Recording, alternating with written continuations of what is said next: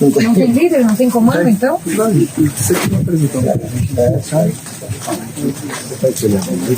Mas ele não tá aqui, ele tá trabalhando. A gente não tem o direito de estourar o cadeado dele. Aqui mora alguém. Mora, ele trabalha... Residência de alguém. Isso, ele trabalha na mandioca. Isso aqui é um centro de convivência. Por favor, garanta a integridade das pessoas. Os dois só moram ali. Mora aqui e trabalha. Não tem uma cama aqui. Só pede. Presidente.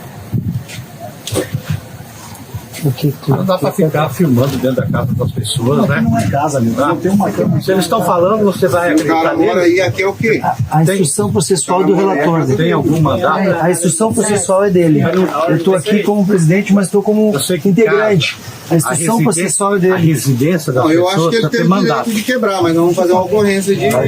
Não, residência das pessoas não pode entrar. Não pode entrar. Tem que responsabilizar quem é que quer, né?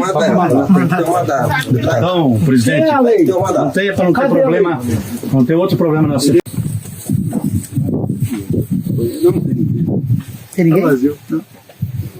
Vamos lá, vamos voltar lá para a área de... Aí é casa própria dele, né? Não, isso aqui parece um centro de convivência. Aí nós está invadindo, né?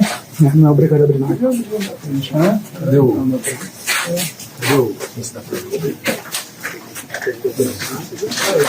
quiser que abre, não, porque pode usar.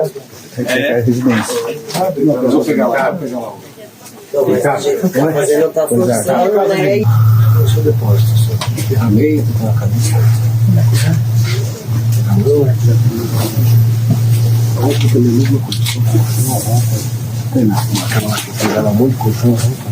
Tá me vendo assim, o caminhão vem amanhã, o caminhão vem daqui. Amanhã o caminhão vem. Ele manda água limpa, né? O senhor autorizou a entrada dele? Então, por favor. Amigo, não foi autorizada a sua entrada aqui na residência, por favor. Vai lá na cozinha. Que isso? Alguém também concorda que não é digno isso? Que isso? Presidente, foi mostrado um vídeo que, em tese, era sobre a diligência, mas tinha vídeos sobre outros acontecimentos que nos trouxe bastante riso, inclusive. Mas eu quero fazer algumas considerações sobre ele. Primeiro, há uma série de acusações, mas interessante que não teve apresentação de absolutamente nenhuma prova.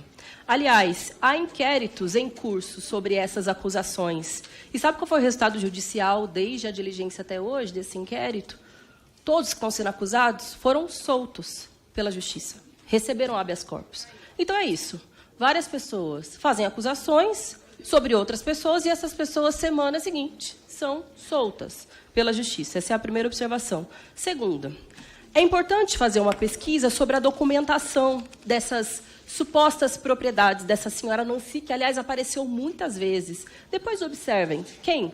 A campanha de quem que essa senhora Nancy ajudou a construir lá no Pontal do Paranapanema? Porque ela foi a estrela desse vídeo, né? Uma prestação de contas à altura do trabalho que ela prestou nas eleições de outubro. Mas vejam só vocês, a gente foi atrás dos documentos dessa terra que ela reivindica ser dela. Primeiro, que os perímetros 14º e 16º do Pontal do Paranapanema, houve uma decisão judicial pela ministra Carmen Lúcia, delimitando aquelas como terra devolutas.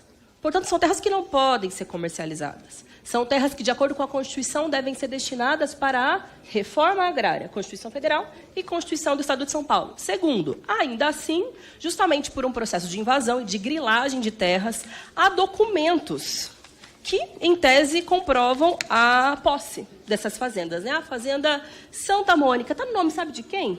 Pedro Julião Freire Lemos com os dependentes. Pedro Julião, Fernanda, Juliana e Luciana. Eu falei, uai, quem é essa senhora Maria Nancy, né? Por que ela está reivindicando a posse, a propriedade? E aí a gente encontra uma decisão judicial do senhor Marcos Caires Luz, que é juiz de direito, a partir de uma reivindicação que a senhora Nancy fez dessas terras. Mas sabe o que aconteceu? Ela não pagou por essas terras. Aqui tem a decisão dele, que indefere o pedido, diz que tem uma irregularidade. Aliás, todos os documentos estão à disposição. Se algum dos deputados estiverem duvidando, está aqui em mãos, mas também tudo público. Ela não pagou o valor que ela deveria para o senhor Julião, de R$2.400.000. Então, vejam só vocês. A senhora não é dona da terra, não pagou pela terra que ela diz que ela é posseira. Tem uma decisão judicial negando que essa terra seja dela. Há 2 pedidos de reintegração de posse que foram negados pelo Supremo Tribunal Federal, justamente porque ela não conseguiu apresentar documentação de que a terra é dela. E aí ela vai lá e arma uma encenação junto com os seus amigos deputados, os quais um deles ela fez bastante campanha, durante o processo eleitoral para ir lá assediar os acampados para dizer que a terra é dela. Aliás, sabe o que eu achei bastante interessante? Num dos pedidos que ela mesma fez de reintegração de posse, tem fotografias, e eu quero que vocês vejam, todos os documentos estão aqui nas minhas mãos. Fotografias da fazenda que ela disse que era hiperprodutiva. Gente, só tem mato. Fotos que ela mesma apresentou do dia da ocupação pela FNL. E aí o mais engraçado de tudo isso é que houve muitos outros registros do dia dessa diligência, de invasão de propriedade, de assédio, de abuso de autoridade. Houve mais um inquérito que o delegado apresentou, que foi sobre formação de milícias rurais por parte de fazendeiros que abriram fogo contra os acampados. E o relator se esqueceu de apresentar isso no relatório dele. Ou seja, mais uma vez comprovando a tese que nós apresentamos desde o início. Isso aqui é um circo armado para tentar enganar a população, mas os efeitos estão sendo contrários aos interesses de vossas excelências. Vexatório a forma como foi construído esse passo a passo. Isso é um absurdo e é de um desrespeito tamanho. E é isso, o registro tem que ficar aqui muito evidente. Este relatório já está pronto, uma vez que sequer se tem ouvido os 2 lados. É um absurdo a maneira como isso está sendo conduzido. E eu quero pontuar aqui alguns destes atos abjetos, algumas dessas coisas absurdas que foram ditas. Primeiro de tudo, é falar relacionado à água. Nós temos um problema gravíssimo da água e não é, deputada, somente ali, neste assentamento. É justamente por isso que a gente defende a reforma agrária. É justamente por isso que a gente faz a defesa da reconstrução desses espaços, porque, para quem não conhece o movimento, fica muito fácil falar esses absurdos. E segundo, e já que meu tempo está acabando, eu quero falar ali do centro da doutrinação comunista. Se soubessem o que é o comunismo, não estariam falando essas bobagens, não estariam falando esses absurdos. E faço a defesa porque eu sou do Partido Comunista do Brasil e nós sabemos muito bem o que defendemos. Nós sabemos muito bem a importância do território, a importância do trabalho e a importância da reforma agrária na vida das pessoas. Gostaria de pedir esclarecimentos e informações sobre o relatório apresentado pelo princípio da transparência, do bom uso do dinheiro público, para saber quanto que foi gasto pela Câmara, através da CPI, para a realização dessa visita, dessa investigação lá no Pontal, no meu estado. Porque a gente sabe que essas visitas, essas diligências estão sendo feitas de última hora, e isso causa um aumento, um custo para a população poder pagar, porque é custeado por dinheiro público, essas passagens aéreas.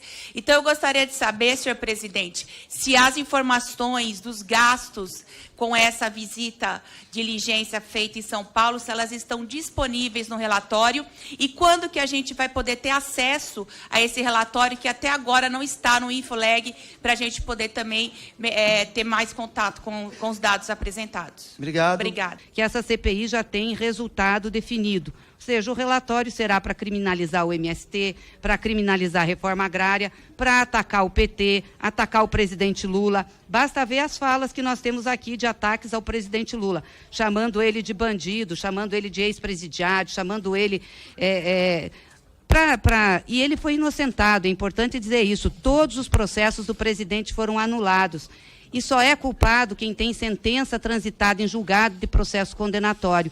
O Lula não tem. O Lula não tem nenhuma sentença transitada em julgada que o condene, portanto, ele é inocente. Se querem processar o Lula, tem que iniciar desde o início e fazer o processo. Não é fazer o que o Moro e o Deltan Dallagnol fizeram. Olha que bonito agora. O Deltan até cassado já foi. E essa casa corroborou com a cassação. Vai ser o mesmo caminho do Moro. Juiz que age assim, promotor que age assim, só tem um final. A deles vai ser prisão e vai ser cadeia.